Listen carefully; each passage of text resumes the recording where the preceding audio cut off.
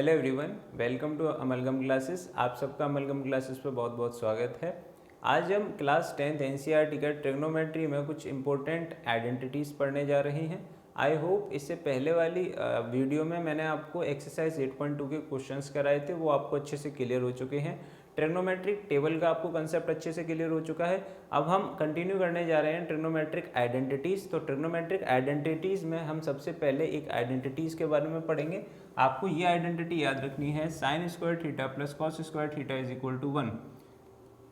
Theta जहाँ पर एक एंगल है तो आपको ये याद रखना है कि साइन थीटा का अगर हम स्क्वायर कर रहे हैं प्लस कॉस स्क्वायर थीटा को ऐड कर रहे हैं उसमें, वो किसके इक्वल आएगा? 1 के इक्वल आएगा। ये आता कैसे है ये हम देख लेते हैं। देखिए, मैंने एक ट्रायंगल लेट कर लिया है A B C. A B C is a right angle triangle at B, और मैं एंगल सी के रेस्पेक्टिव एक एंगल मान लेता हूँ थीटा। अब थीटा के सामने वाली साइड हो जाएगी परपेंडिकुलर, तो ए बी इस ट्रायंगल में हो जाएगा परपेंडिकुलर इस थीटा के रेस्पेक्ट में, और 90 के सामने वाली साइड हाइपोटेनियस और बची हुई साइड हो जाएगी बेस। अब देखते हैं ज़रा, अगर मैं पाइथागोरस थ्योरम यूज़ करना चाहूँ बाय पाइथागोरस थ्योरम, अगर इस ट्रायंगल में मैं पाइथागोरस थ्योरम यूज़ करना चाहूँ तो याद करिए, पाइथागोरस थ्योरम हम राइट एंगल ट्रायंगल में यूज़ कर सकते हैं।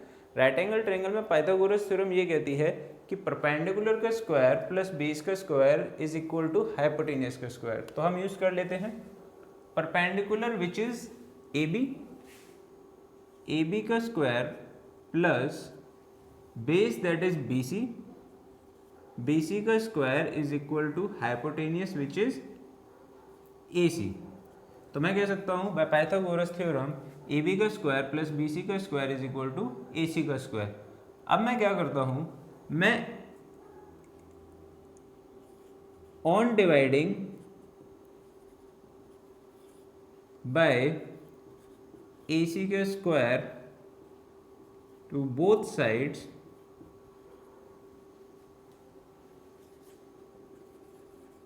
देन वी गेट, अगर मैं ए सी के स्क्वायर से एल एच एस में और आर एच एस में डिवाइड दे देता हूँ तो ये बन जाएगा ए बी का स्क्वायर अपॉन ए सी का स्क्वायर प्लस बी सी का स्क्वायर अपॉन ए सी का square which is equal to A C का स्क्वायर अपॉन ए सी का स्क्वायर।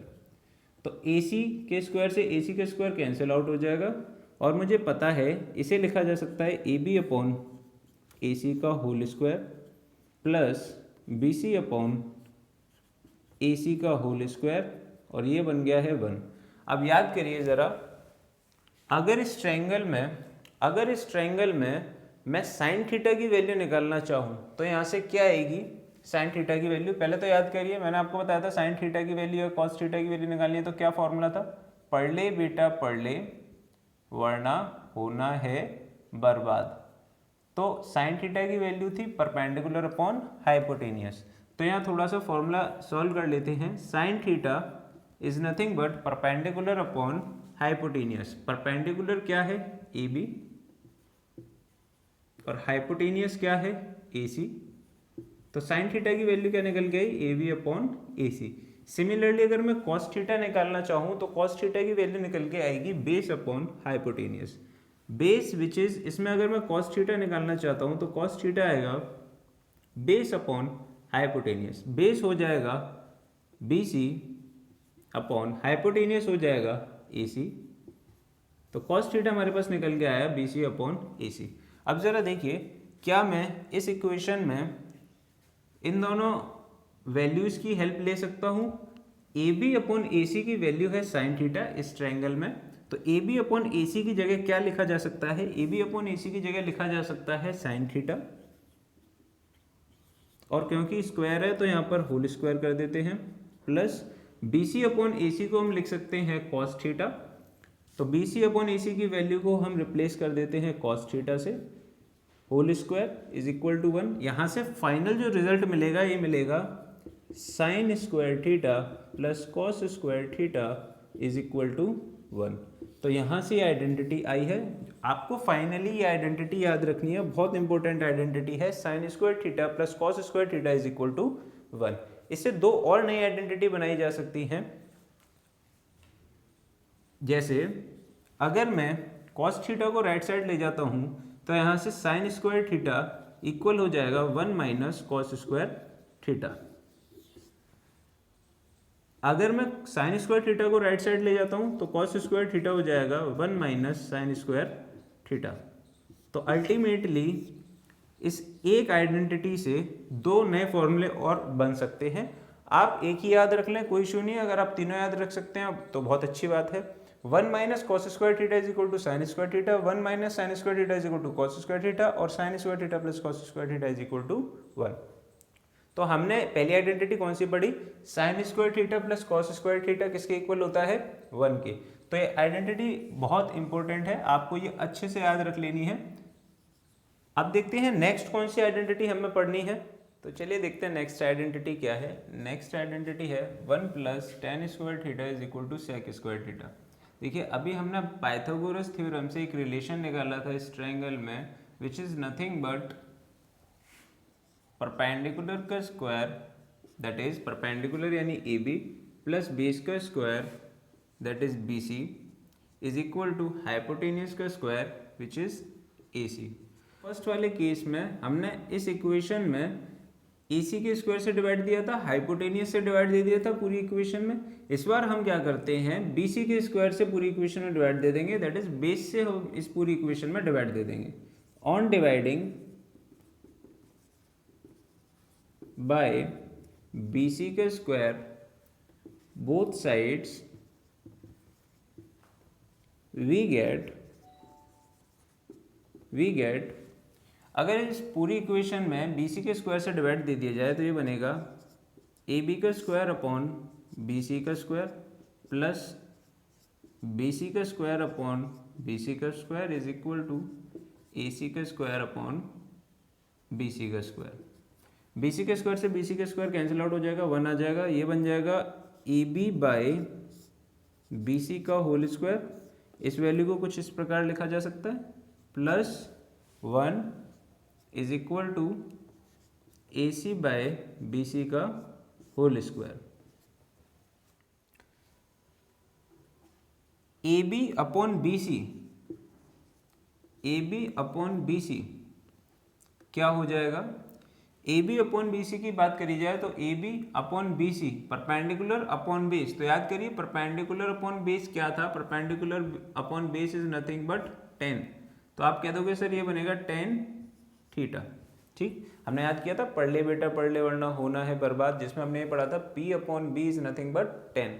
तो अगर मैं 10 पूछूंगा तो आप आंसर देते थे P अपॉन बी, और मैं पूछता हूँ P अपॉन बी क्या होगा तो आप कह देंगे 10। तो ये बन जाएगा 10 थीटा। तो A B upon B C को लिखा जा सकता है 10 थीटा। और अगर मैं बात करूँ ए सी अपॉन बी सी की, तो ए सी अपॉन बी सी को लिखा जा सकता है that is hypotenuse upon base. Hypotenuse upon base होता है कॉस का रेसिप्रोकल दैट इज सेक, तो इसे लिखा जा सकता है सेक थीटा। तो अगले स्टेप में मैं A B upon B C को यहां से रिप्लेस कर दूंगा, that is tan square theta plus 1, और A C upon B C को रिप्लेस कर दिया जाएगा सेक थीटा से, that is sec square theta. तो हमारी आइडेंटिटी यहां से क्या बनेगी? अब चाहे इसको हम ऐसे भी लिख सकते हैं 1 plus tan square theta is equal to sec square theta. तो जो सेकेंड आइडेंटिटी है वो बनेगी आपकी 1 plus tan square theta is equal to sec square theta. इस आइडेंटिटी से अगेन दो आइडेंटिटी और बनाई जा सकती हैं, जैसे अगर मैं टेन स्क्वायर थीटा को राइट साइड ले जाऊं तो ये बन जाएगा 1 is equal to sec square theta minus tan square theta. तो एक आइडेंटिटी आप ये बना सकते हो sec square theta minus tan square theta is equal to 1। और अगर मैं सेक स्क्वायर थीटा को यहीं रहने दूं, 1 को यहां ले जाऊं, तो ये बन जाएगा tan square theta is equal to sec square theta minus 1। तो इस एक आइडेंटिटी से ये दोनों आइडेंटिटी भी बन सकती हैं। तो अगर आप इसे याद रख पाएँ तो ज़्यादा बेटर है, और आप तीनों याद रख पाएँ तो और अच्छी बात है। तो हमारी सेकेंड आइडेंटिटी निकल के आई 1 plus tan square theta is equal to sec square theta. अब जो तीसरी आइडेंटिटी है वो हम देखते हैं। चलिए देखते हैं थर्ड आइडेंटिटी क्या है। थर्ड आइडेंटिटी है आपकी cot square theta plus 1 is equal to cosec square theta. First identity थी sine square theta plus cos square theta is equal to 1। Second identity थी 1 plus tan square theta is equal to sec square theta. And third one is cot square theta plus 1 is equal to cosec square theta. तो again हम किसका use करेंगे, Pythagoras theorem का। Again मैं कह सकता हूँ बाय पाइथागोरस थ्योरम परपेंडिकुलर का स्क्वायर प्लस बेस का square is equal to hypotenuse का square. That means A B का स्क्वायर प्लस बी सी का square is equal to A C का स्क्वायर। अब हम क्या करते हैं, इस पूरी इक्वेशन में हम फर्स्ट इक्वेशन में हमने क्या करा था, ए सी के स्क्वायर से डिवाइड दिया था यानी हाइपोटेनियस से। सेकेंड इक्वेशन में हमने बी सी के स्क्वायर से डिवाइड दिया था which is equal to base के स्क्वायर से। अब थर्ड इक्वेशन में हम ए बी के स्क्वायर से पूरी इक्वेशन में डिवाइड दे देंगे और देखते हैं क्या होता है। On dividing by A B का square both sides we get, क्या मिल जाएगा भाई, अगर ए बी के स्क्वायर से डिवाइड दे दिया जाए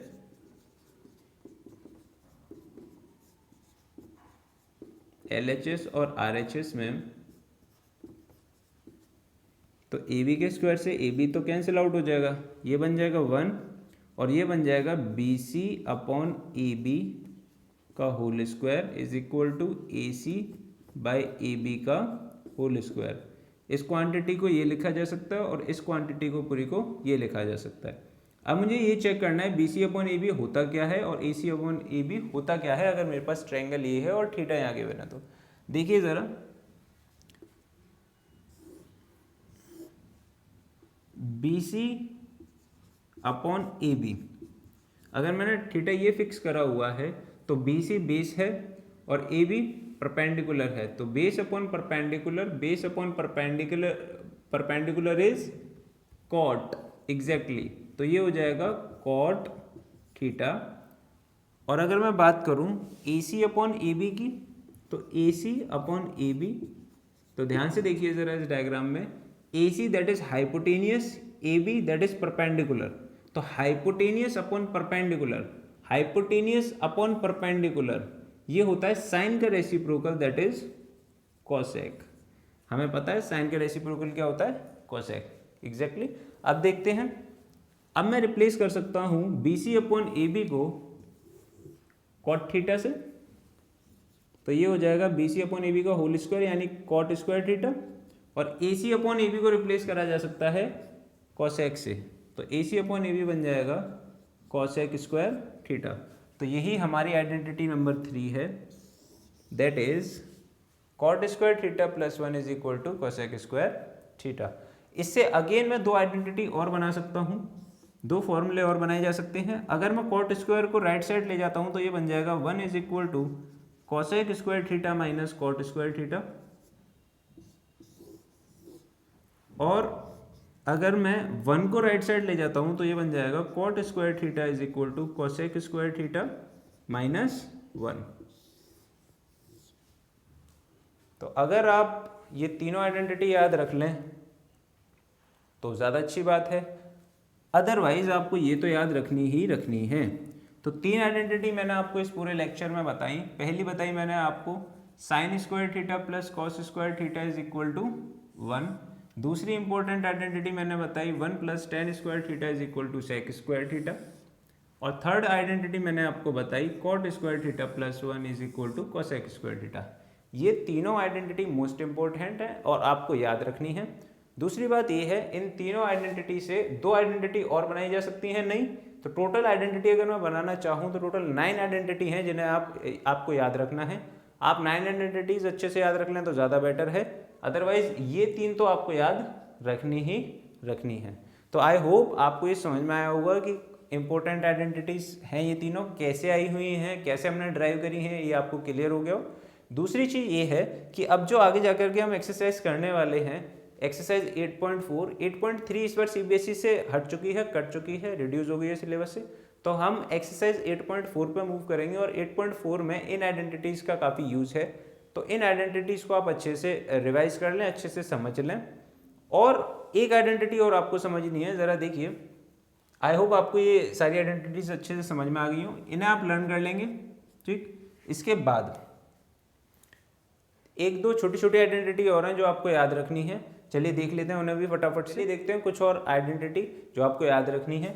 देखिए, अगर मैंने एंगल ये थीटा माना हुआ है, ठीक है, ये 90 का माना हुआ है, तो ये वाला एंगल कितने का आ जाएगा, ज़रा निकालते हैं। एंगल ए कितने का आ जाएगा, मुझे पता है किसी भी ट्रायंगल में सभी एंगल्स का सम कितना होगा, 180, एंगल सम प्रॉपर्टी से। इसके बाद मैं कह दूंगा अगर एंगल ए मेरे को फाइंड करना है, एंगल बी 90 है, एंगल सी थीटा है, तो एंगल ए यहाँ से आ जाएगा 180 माइनस 90, पॉजिटिव 90 राइट साइड में जाएगा माइनस, और प्लस थीटा जाएगा राइट साइड में minus. 180 minus 90 that is 90 minus theta, यानी एंगल ए निकल के आएगा 90 माइनस थीटा, तो ये एंगल होगा 90 माइनस थीटा। या फिर मैं कह सकता हूँ एक्चुअली में एंगल ए जो है वो सी का क्या होगा, कॉम्प्लीमेंट्री एंगल होगा। एग्जैक्टली, तो एंगल ए एक्चुअल में एंगल सी का क्या है, कॉम्प्लीमेंट्री एंगल। अब आपको याद क्या रखना है, आप एक चीज में नोटिस करेंगे, अगर मैं साइन थीटा निकालना चाहूं तो साइन थीटा की वैल्यू हो जाएगी, sign theta is nothing but perpendicular upon hypotenuse, तो ये बन जाएगा ए बी बाय ए सी। अगर मैं ए के रेस्पेक्ट में एंगल फिक्स करता हूं, और अगर मैं एंगल ए के रेस्पेक्ट में फिक्स करता हूं दैट इज 90 माइनस थीटा, और यहाँ से अगर मैं कॉस थीटा निकालने के लिए ट्राई करता हूं, तो आप क्या दोगे, सर अगर आपने एंगल ये फिक्स कराया है तो एक्चुअल में ये बन जाएगा परपेंडिकुलर, एंगल के सामने वाली साइड परपेंडिकुलर, 90 के सामने वाली हाइपोटेनियस और बची हुई बेस। अब अगर मैं इस एंगल की हेल्प से कॉस थीटा निकालना चाहूं, कॉस ए क्या हो जाएगा, 90 minus theta, which is equal to base upon hypotenuse which is A B by A C, base upon hypotenuse A B by A C. तो आप एक चीज नोटिस करोगे इन दोनों में कि सर ए बी बाई ए सी इसमें भी है और ए बी बाई ए सी इसमें भी है, तो by equation this and by equation this मैं ये कह सकता हूँ अगर ये क्वांटिटी इसकी इक्वल है और ये क्वांटिटी इसकी इक्वल है, तो ये दोनों क्वांटिटी भी आपस में क्या होंगी, इक्वल। तो आपको याद रखना है sine theta is equal to cos 90 minus theta. इसी तरीके से कुछ फॉर्मूले और आते हैं जो आपको याद रखने हैं, तो कुछ फॉर्मूले आप इस प्रकार याद रखें।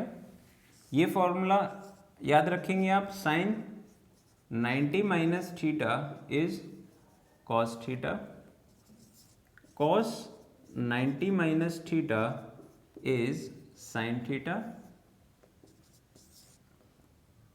tan 90 minus theta is cot theta, cot 90 minus theta is tan theta, and sec 90 minus theta is equal to cosec theta, and last one is cosec 90 minus theta is equal to sec theta। तो ये हमने अभी थोड़ी देर पहले drive करा हुआ है इस वाले रिलेशन को। आई होप आपको ये सारे आइडेंटिटीज याद हो जाएंगी इजीली, बड़ा सिंपल है। Sine 90 minus theta cos theta, cos 90 minus theta sine theta.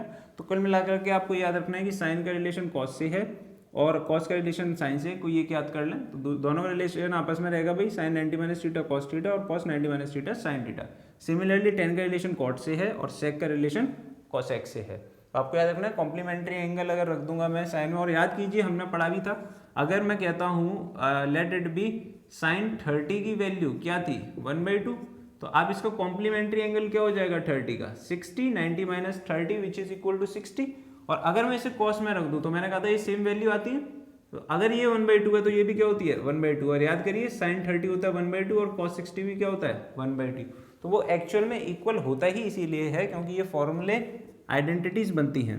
ठीक, तो आप ये आइडेंटिटीज इनके साथ ये आइडेंटिटीज भी याद रखेंगे। नेक्स्ट एक्सरसाइज में हम इन सब का यूज़ करेंगे। आई होप आज का लेक्चर आपको अच्छा लगा हो, सारी चीज़ें समझ में आ गई हो, और आज के लेक्चर में जितनी भी आइडेंटिटीज़ पढ़ाई हुई हैं उसे आप अच्छे से याद कर लेंगे। नेक्स्ट एक्सरसाइज में हम उन आइडेंटिटी का यूज़ करके उनके क्वेश्चंस करेंगे। तो चलिए मिलते हैं फिर नेक्स्ट वीडियो में।